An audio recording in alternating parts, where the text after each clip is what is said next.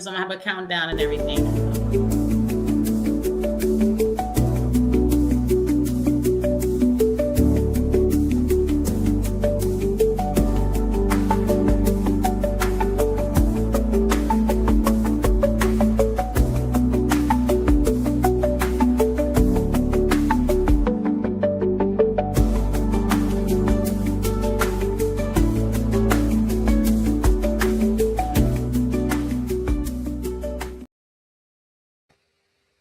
What's up, everybody? This is your girl, Nique Langston, better known as Nique Speaks. I am your relationship coach. I'm also the creator of the Relationship Conference, where we promote healing in the areas of singleness, marriage, and family dynamics. Welcome to another podcast. And listen, y'all, I'm in the process of rebranding the podcast. It's no longer going to be Beyond Advice. It's going to be strictly Nique Speaks Podcast. But for tonight's episode, we're going to still keep the Beyond Advice because that's what we have everything branded. So I hope you guys are in for a treat. I'm always excited when I come on. It's been a minute since I've been here. So I'm excited because I am teamed up with some amazing women tonight. And just before we get into any of the things we have going on tonight, I want to just remind you all that this podcast is where we go beyond the surface of conversation and we create the safe space for healing, growth, accountability, and transformation. So I don't want you to feel like you have to have your guard up. This is your time to just unwind, to relax, and to listen in on what you're going to be consuming tonight. And so we are talking about the state of emergency. There's so much noise, especially on social media, okay, with the politics and just people that's talking so much, and it irks my nerve. Because I'm like, when do you get time to just rest and just silence the noise? Because all it is that people who are not regulated, they're constantly talking. That's a problem. And so, but tonight, this conversation is about an emergency for women who've been in the shadows, working hard, women who've been forgotten, who's struggling, who are in survival mode, but keep thriving. We are here for you tonight. And we want our brothers to tap in too, because our brothers need to understand, yes, men suffer in silence, but you have women who also suffer in silence and act like everything is all good, but we know that there are things going on the inside and we really need to talk about. And so this conversation represents emotional, mental, spiritual, and personal battles that many women are silently facing every single day while trying to survive behind the scenes. So tonight we're creating this space for honesty, healing, empowerment, and restoration. And I am so honored to be joined by two incredible women connected to this organization that is intentional about creating impact in the lives of women. So I want to just introduce y'all real quick, set the stage for y'all, if y'all don't mind. So the first person that I want to introduce is Audrey Hamilton. She is a dynamic leader, visionary, entrepreneur, and passionate advocate for women's empowerment with over 25 years of experience in the finance industry. Throughout her career, she has built a reputation for excellence, integrity, leadership, and a deep commitment to helping others rise both personally and professionally. Now, she is the founder of WRS, and it stands for Worthy Redeemed Sisters. Okay. Empowering women to rise, thrive, and impact. WRS is a women's empowerment organization dedicated to uplifting and transforming lives by supporting women emotionally, spiritually, financially through community impact. WRS was founded on the belief that women deserve a safe and inspiring space to heal, grow, and discover their purpose and walk boldly in their God given calling. Our next guest now is Sierra Smith. Now, I don't have a bio for her, but I'm gonna just wing it a little bit because I met Sierra about 2 years ago, 3 years ago. It's been about maybe two. Yeah, 2 years. 2 years. Okay, Summer 2 years. ago. Yes, and What immediately stood out to me was her authenticity, her vibrant energy, and her presence. So many of you don't know this, but she is a no, one. She's known as one of Detroit's finest actresses. Okay, Tyler Perry, holla at her. Period, and has been featured in several key roles on in Tubi films, and she's continuing to expand her work in the entertainment industry today. So, in addition to her acting career, she serves as the Director of Community Influence and Strategic Partnerships for WRS, where she continues to help create meaningful, impactful, and outreach for women in the community. So, ladies and gentlemen, I introduce to you Audrey Hamilton and Sierra Smith. Yes. Hey, hey, hey. How y'all feeling? Feeling good. How you feeling? I'm feeling good. I'm off work, done with them kids. No parents are gonna watch this. So the kids always tell me they follow my TikTok. I'm like, stop following me. Wow. Yes, and I don't even. I don't. They say, oh, can you follow me back? No. What? Go away. And I'm so glad I don't post often there anyway. But why are you there? So To follow you. I see. Like, please go away. I see y'all all day. Why you gotta go after work and see me there? But anyway, so a little parents though, so I'm gonna put the disclaimer out there because they won't watch this. But I'm good. So I'm excited about this conversation. I want to dive right in, and I don't want to, belabor the time. But so tonight's conversation, before we go into that, again, we're talking about the identifying struggles that women face while they're still being the breadwinner, while they're still holding everybody together. And I want to ask you this question. This is off the chart because I didn't put this in the email, but I do want to do a little icebreaker.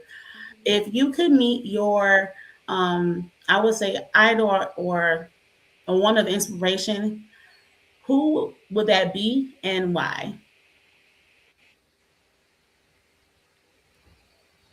Mm, I know.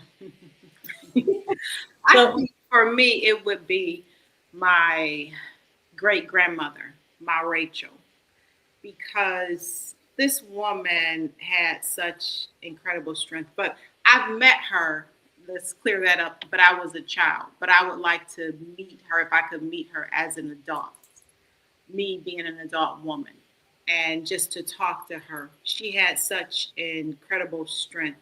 She raised her son by herself. She purchased half of a city in Mississippi during a time when black women couldn't own land, purchase land without a husband. And she was black and she did all of this on her own. And whenever I feel like I can't go on, I think about everything that she accomplished. She did so much that she left a legacy for our family. We still have everything that she built, as now it's going to be going to my daughter, to that generation, and I'm her great granddaughter. So just that strength during that time, I would like to know where she got it from, because I pray sometimes and I'm like, I have my Rachel in my blood. Wait a minute, pick yourself up, Audrey. I'm like, wait, you forgetting who you are and who you was.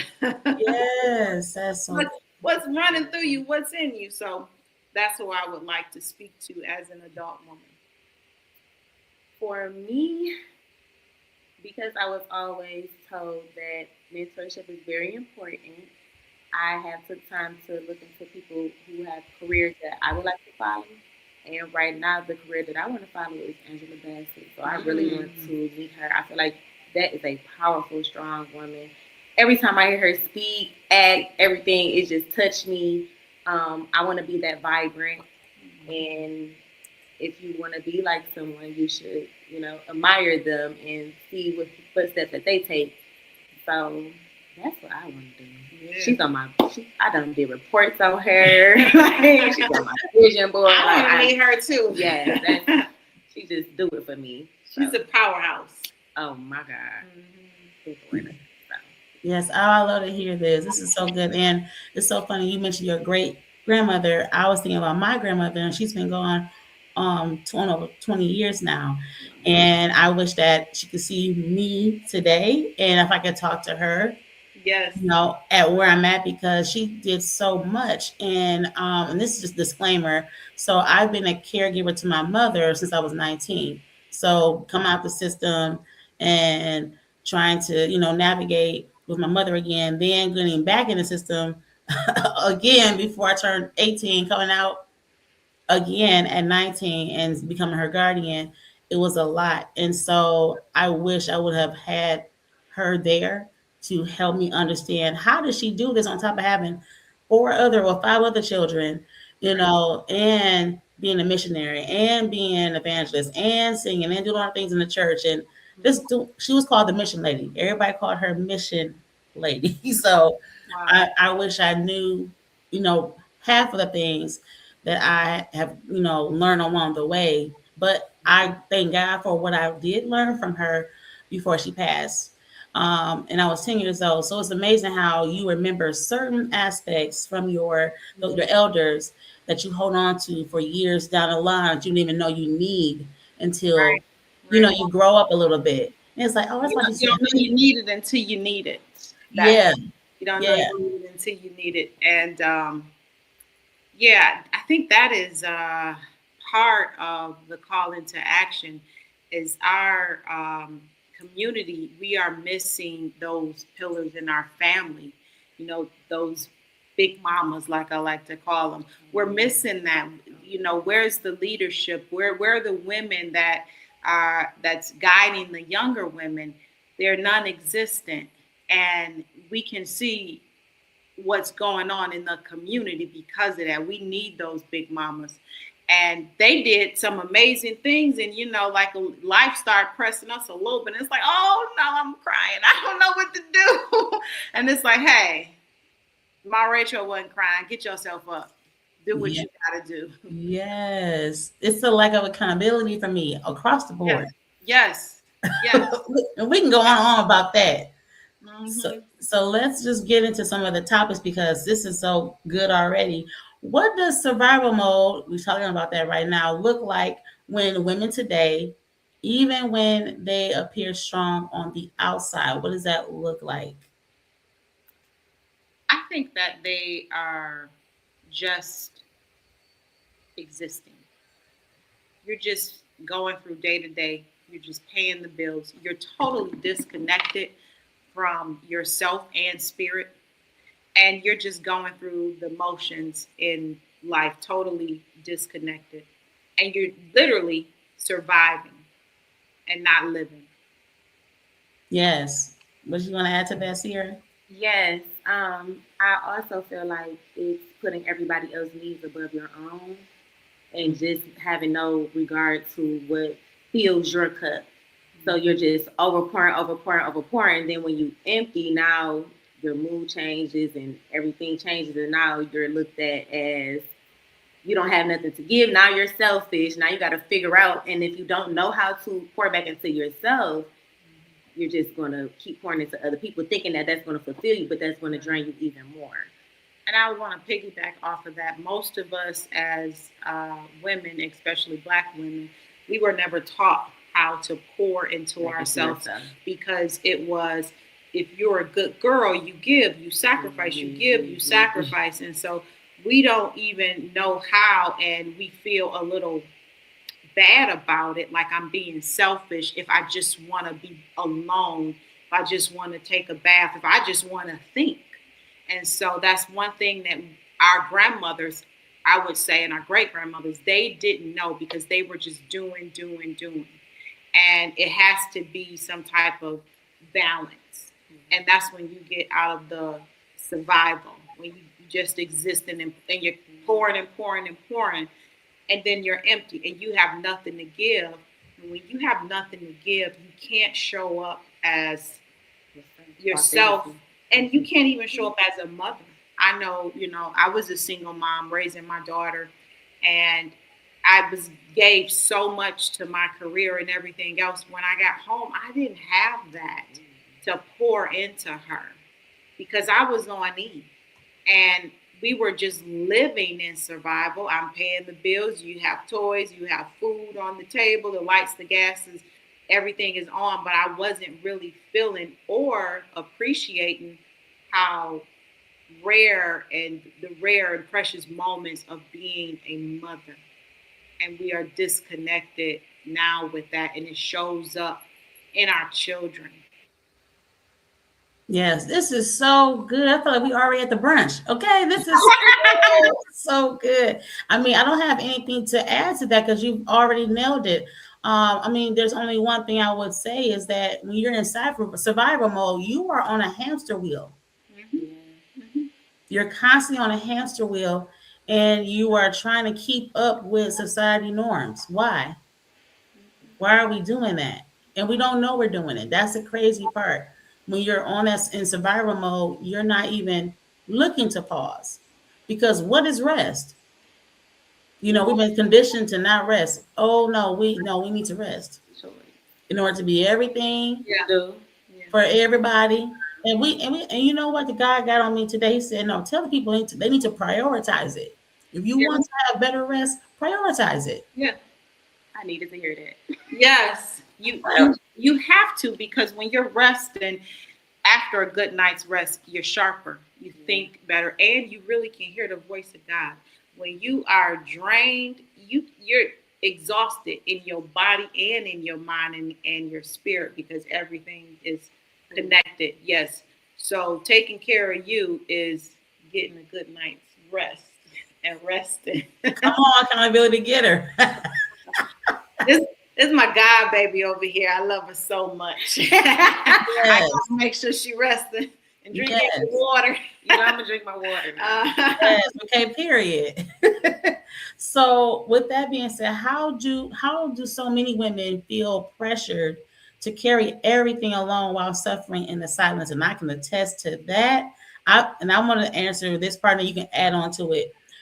For me, I felt like no one understood where I was and what I was doing. And so I felt like I had to carry it because no one else could do it like me. So it was the control. Absolutely. Yeah. And Absolutely. I had to, yeah. that is something that most women in our community struggle with, giving up the control, because it's like, if you want anything done right, you got to do it yourself. So, yeah, and setting down the control and realizing that it doesn't have to be perfect. It could be just okay. And that's okay. Yes, it took me a while to get there, especially with the unwinding. Listen, I'm trying to give up every job now, everything, including when we're in class and my principal give us a task to do.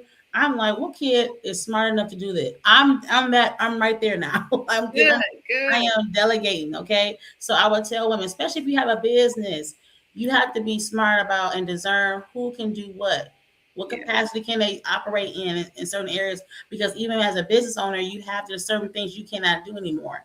So I'm great at certain things, but I've hired certain people to do certain things now. And in my personal life, I'm learning too, like dealing with my mother.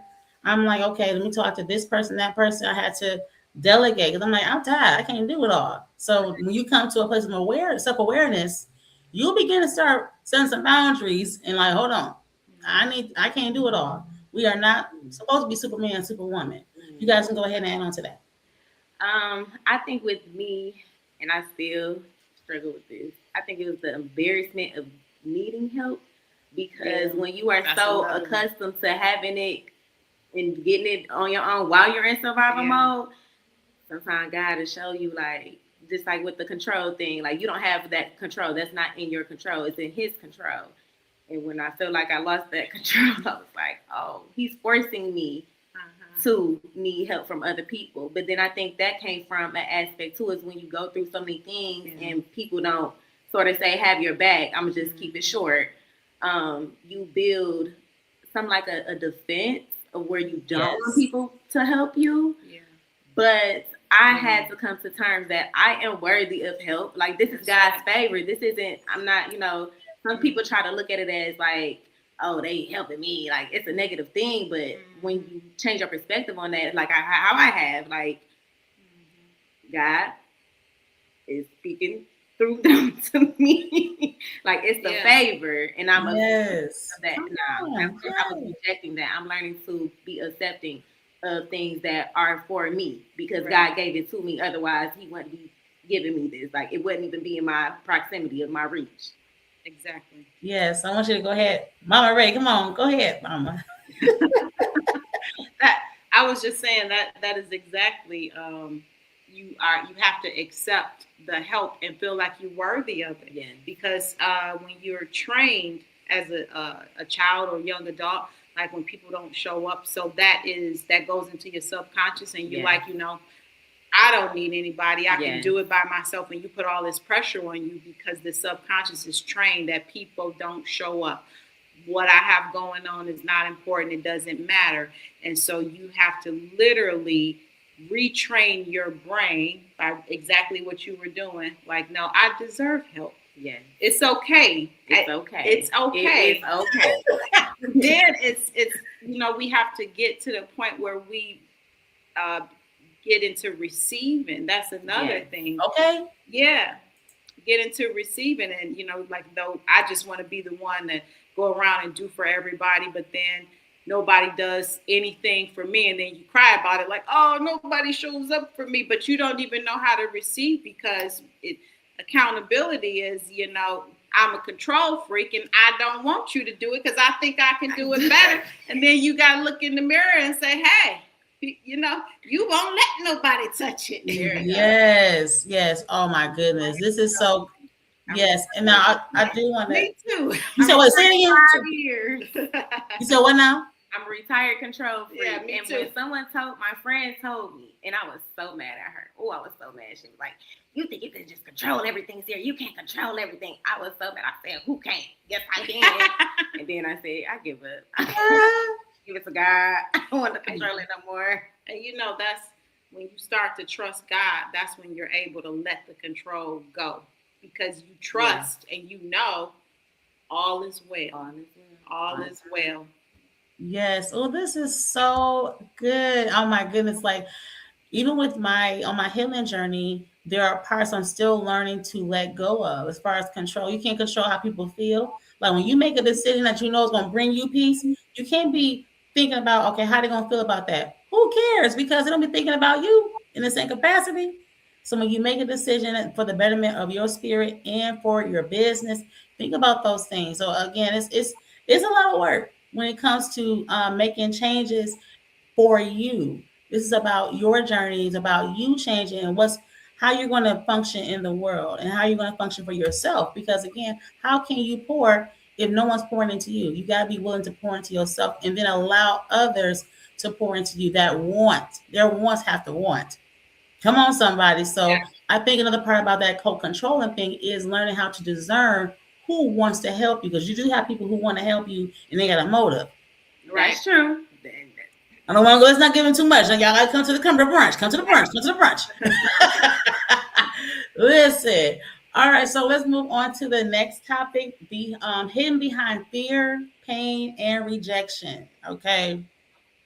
How do rejection, failed relationships, and abandonment affect women's self-worth and identity? We should have held this for the brunch. But this could be a long way. That's right. Where I'm going to go with this. This could be, so many women in our community grew up without fathers, and that was the first man they feel the rejection for whatever the case. And so when that father is not there, or if he's there and he's not emotionally present, that is the first sign, the first person that rejects us. Mm-hmm. And we will carry that, and our subconscious mind will tell us men reject us. So subconsciously, we will go out and seek men that are going to reject us because it's a self-fulfilling prophecy. And it all started with daddy. And then you see women, they go through life and they're chasing that love from daddy. But, James, Paul, and Tom is not your daddy. And he can't give you that you missed from daddy. So Mm-hmm. we have to get to the core of the rejection, the core of the abandonment, because it's going to keep on showing up until we heal it. Mm-hmm. Ooh, come It's on. Yeah, it's going to show, and everyone around us will be a reflection of that rejection. And it'll be like, hey, rejection's here, rejection's here. You see me, because God is not punishing you. He's calling you to see where the healing needs to begin. And we know where we need to heal based on the relationships that we're having in our life. Yes. Oh, this is so good. I don't want to say too much. Come on, Sierra. You got something you want to add? Yes, I believe that rejection is just redirection. So I have learned to not take it personal because you don't know what other people reasons behind or their path in life is or where you're supposed to be going anyway. Sometimes you could be protected from anything, you know. So I look at it as that way. Yes, it's protection. So I don't look at it as a negative thing now, but I have before. And that takes growth and strength. Yes, and it takes you have to dig those wounds up to know that they're there and you have to face them. And that's not nothing easy to do. And a lot of people don't even like to dig into their own truth. So Yeah. Yeah. You said that perfectly. Rejection is protection. yes, it is. And it is. It really is. But to come to a place where you are right now at such a young age, you know, it's women that are twice your age and they're still not there. And then so now the bitterness has set in. And Yes. the bitterness has set in, and now they're just mad at the world and mad at everyone. Mm-hmm. Yeah, and you see it. I see it all the time, I'm not and happy. they have no idea why. They You didn't have know boundaries. why they upset seeing a younger woman having a man, and how come I didn't have it? We don't know. That's for you to figure out. But why are you taking it out on this young person over here? So this is where those wounds again, unresolved trauma Mhm. that we have not dealt with, and so people we don't know with or who are in close proximity are suffering. They're benefiting or from that toxic energy you're bringing. So you have to think about what type of experience do I want people to have with me? Am I really working on myself? What areas do I need to really do some inner healing in? And so this is why you guys got to come to the brunch to Yeah. get more insight and to be in the room. You can't get everything being on social media. Yes. I'm gonna say that one more time for the people in the back who gonna watch the replay. You cannot get transformation online. Everything that you see, most things are fake, but this conversation is not because we're trying to get you from out the screen. Okay. Right. So if you know me in person, y'all know who I am, how I am. This is the same person. Ain't nothing changed. This is who I am. All right. So you don't get one knee because it's too crazy, too much work trying to have a mask. Okay. Right. But I will say that if you want to get the truth, you definitely want to be in person at the brunch coming up. I think it's next week. Was week after next? July 7th at July 7th. 3. 1 to 3 at Hidden Gem in Southfield. Okay, and I'm going to have more information about that. We'll talk about that at the end, but you all have to come out. I'm not even going to give you guys what I'm going to say, my 2 cents on the rejection piece, but Yeah. I'm going to hold it. I'm going to hold it. Yeah, you know, that's like say. a whole series on the rejection piece. Yeah, we need to get Yeah. together and dig up and go through that. Yes, I agree. So, how does healing actually look like for women who have spent years hiding behind fear and pain? So, I really don't want to share too much because y'all already know I'm going through my process. You got to come to the brunch to get, the inside scoop because, again, not everything is talk therapy, y'all. Right. Okay, trauma is in our body, and I tell you guys all the time about that. So, but acknowledging and being aware of what you need to deal with is the first step to healing. Yeah, it is. Anyone want to add to that? It is. No, you said, what does it look like? Well, it's hard as hell, and it's not fun. It's not. You're gonna cry a lot. and you're gonna cry a lot, and you know it's hard. It's worth it though. But the most people can't get over. They run from pain, and you cannot run from it. The only way to get over pain is to walk through it. You have to walk through it. But how many of us have the courage? You have to be so desperate for change that I'm gonna walk through this fire regardless of how it hurts me. Because you already hurt. Normally You already hurt, but we pacify ourselves. Yes, but why wait until you're already all the way down? That's what I did, unfortunately. I waited till I was all the way down and was like, okay, it's nothing else but to do but to fix it, but to go up. And I don't want women to wait till it's all the way down, till you all the way down there, and then you gotta rebuild all the way. Like that's how I want to do this. Like you don't have to wait till you all the way down there. Right. Yes, that's so good. That's so good. Oh my goodness. Like there's certain things. So again, breathing exercises will help you to get through certain things. Okay. Stillness. You have to put yourself in a state where there's no one around you where you can just think things through. And the big problem we don't know how to do is rest. We don't know how to pause and breathe. Okay, because oftentimes we make decisions because we are being reactive instead of being proactive. Okay, and using wisdom. So if there's an issue that arises, if you had a heartbreak, that's the time you can grieve. It's okay to grieve relationships that no longer serve you. Right. It's okay to and then feel that. Like again, on my healing journey, I used to not want to feel pain, like you said earlier, right? I would be numb to it. But because I've allowed myself to do trauma release and to do float therapy, I'm faced with it now because I choose to face it. And I allow myself to feel those emotions, anger, all of that, because it's a part of who we are as individuals. Alive. That's what makes you alive. That makes you alive and no longer be in survival mode. And the pain doesn't go anywhere, even when you're numb it. You're just projecting it in unhealthy ways, whether it is, with substances or you're working yourself to death or you're eating yourself to death.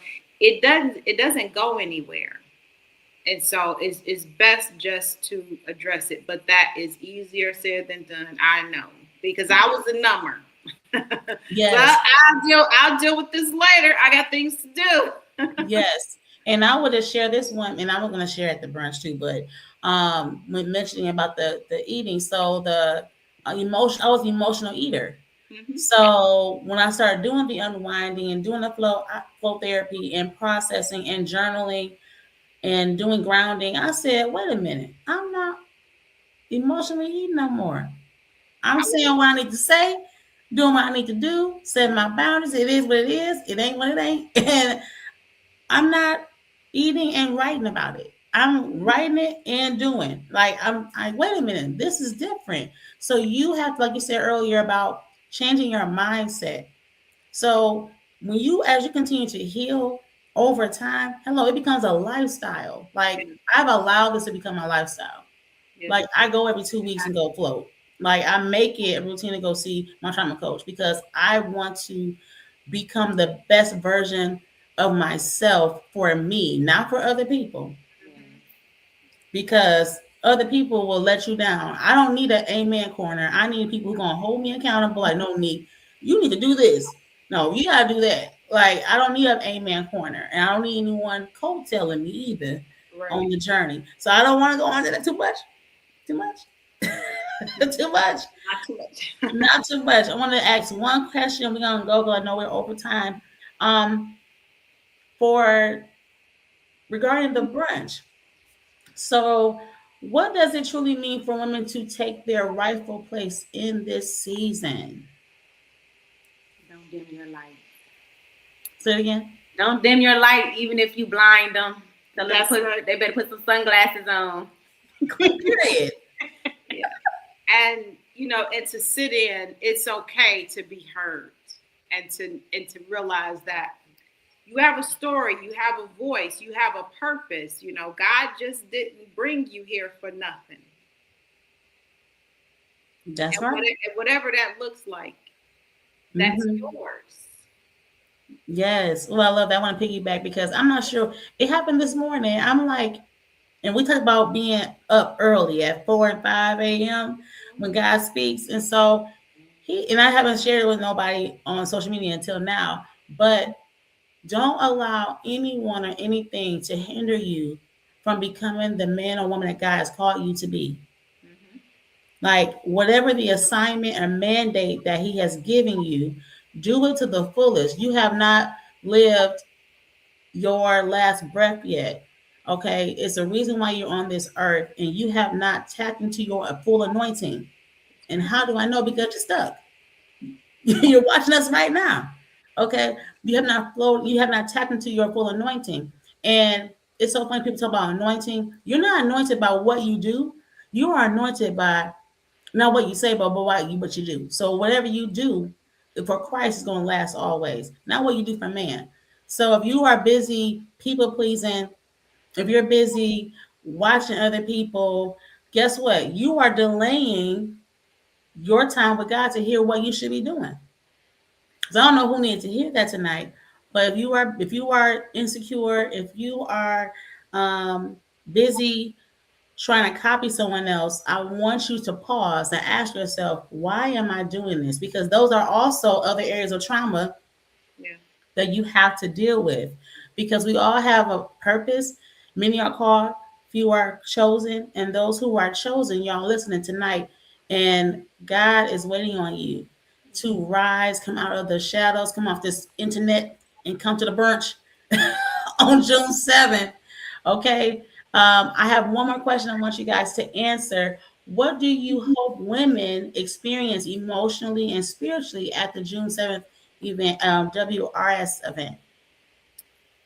I want it to be where it sets something in motion mentally, where the wheels start spinning. And because that's where it only takes a thought just to inject some different perspectives Mm-hmm. and Mm-hmm. thoughts. Mm-hmm. Take that seed and water it. Yeah. Yes, I want them to see the different perspectives of people who have had the courage to do some of the work. We're still all working on it. So Mhm. it's like we want you to be a part of our healing journey as well, because that's a part of the healing. Because we have to bring people along with us some way, somehow. Like we just cannot do it. Yeah. I want them to leave with a different perspective, and that's all. That's my entire goal. And that's one thing about WRS. We are patching each other up at the same time while we're trying to spread this healing and women's empowerment and all of this. We don't have it all together. We are just holding each other up, patching each other up along the way. So we're healing, and we want you to heal, and we're healing at the same time. So it's not coming from, well, we have it all together, because we don't. And broken pieces, and we're patching each other up and putting what's missing. Sierra putting what's missing on me, I'm putting what's missing on her, and somehow we're coming together and we're healing through healing each other. And that's really what it's about. Yes, I love this. And like, go ahead, say it again, Sierra. Especially as Black women, instead of tearing each other down, because you're always going to have faults, and you should be able to have somebody that's in your life that if they're giving you sound advice, you should be able to take that from a place of love, not, oh, they're speaking down on me, or oh, they think this of me. No, some people love you enough to tell you the real so you can adjust, or so you can do something a little different. Some people do look at the best interest of your life. Yes, that's That's, so good. that's unlearning that people are here to hurt me too. So you got to start there with. It's 8 billion people in the entire world, and But you cannot the people base your life off of 4 people that hurt you. If you do that with your life, Yeah. it's not worth it. Well, that's because you're in a state of victimization. Right. And so many people live there. They Mhm. live there. And it is, hey, you got to get out of the victimhood. Mm-hmm. Like she said, Yes. it's how many people? 8 billion, 8 billion million people on the planet. And you like, these 4 people, I'm holding it forever, and I'm bitter. And they're going on with their life, and they're living life, and you're stuck. Yes, and you're missing the favor of God and man because of that. Yes. Who Jesus. So we talking about we want the blessings of God, but you don't even know how to maintain, solid friendships. So it's a hey, we going in. The thing is this that that inner work. The what we're talking about tonight it cringes a lot of people because they're so used to that what hamster wheel effect. I'm just in this because it's convenient. A lot of people want convenience, but when it comes to community, like you just said, having them hold you accountable to love on you, giving you that tough love, and not give you a band-aid, you know. And I love the fact that you are doing this together. It's like no one's bigger than the other person or greater than the other person, and you're healing as you go. That's how it's supposed to go, because the word says that many were healed instantly, and then some were healed as they go. And so it's the same philosophy for my conference. Like you got to be willing to go through the process. Like I'm a living example. I'm a walking, breathing of the product and service that I provide because I believe in what God is doing. I see the changes in my own life because I believe in doing the inner work. And it's like you said, it's ugly, but it's also beautiful at the same time. And then you begin to see, oh, you know what? This person was wasting my time. You begin to see all that stuff. And it's a beautiful thing. And so this what you're creating, and I want to say this about community. People say that it's a spirit on the state of Michigan, like people against each other, blah blah blah. I said, you know what? No, it's not. It's not. That's not the problem. The problem is people are stuck. People are just Stuck stuck. in that They're spirit. You have let that spirit get a hold of you, and you don't know how to break free or cast it out. It ain't no. Michigan's a beautiful place. I live in Michigan. It depends on where your view is. Come on now, and who you're surrounded by, because you gotta find the right people. So in order for you, because the scripture also talks about being a friend. You gotta be a friend to have a friend. Show yourself friendly. So if you're not outside for the right reason, you're gonna always bump into other people who are surface level. That's gonna reflect that. Yeah. And if you leave Michigan, guess what, baby? That spirit gonna follow you. And then the next state you're in, you're gonna be like, everybody here is divided. It's the spirit in this state. No. We casting out demons and spirits over here. No. Michigan's beautiful. It's like no, it's who you're surrounded by. And again, if you're not practicing discernment, you will always run into like-minded people who are just on the surface, and they're not people who are grounded, who are confident who they are, who are self-regulated. If you're not surrounding yourself with people like that who are emotionally available, come on, somebody, you have a whole bunch of people who are not that. It's hard to find, and what I find that people fear mostly is being alone. And so they don't want to be alone, so they will accept the trash, and that's part of the journey. When you get to healing, people ain't gonna like you no more. They're not gonna want to be around you, and it is lonely and it's ugly and all of that. But like you said, on the other side, it's beautiful. So you might have to walk it alone for a minute, and that's okay. God gonna send you to try it. Yeah. Just take the first step. Come on, you better preach. Oh, don't get me started. Okay. Oh my goodness, this was so good. I was trying to look to see if anybody made comments. Y'all don't be shy. Y'all can comment. I see a few people popping in.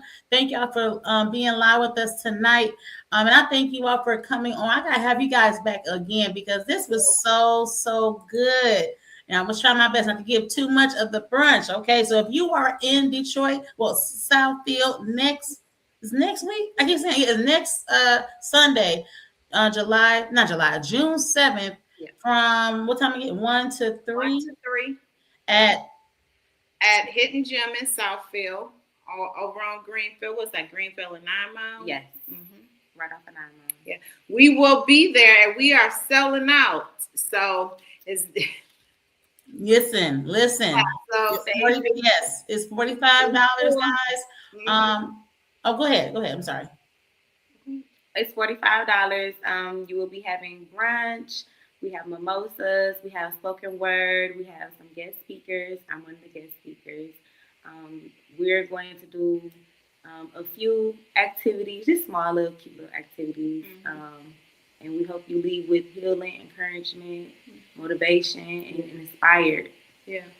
We wanna ignite that spark in you that you didn't, bury deep down under the trauma and the hurt and the pain. We want to light it back up because that was the purpose of the enemy anyway.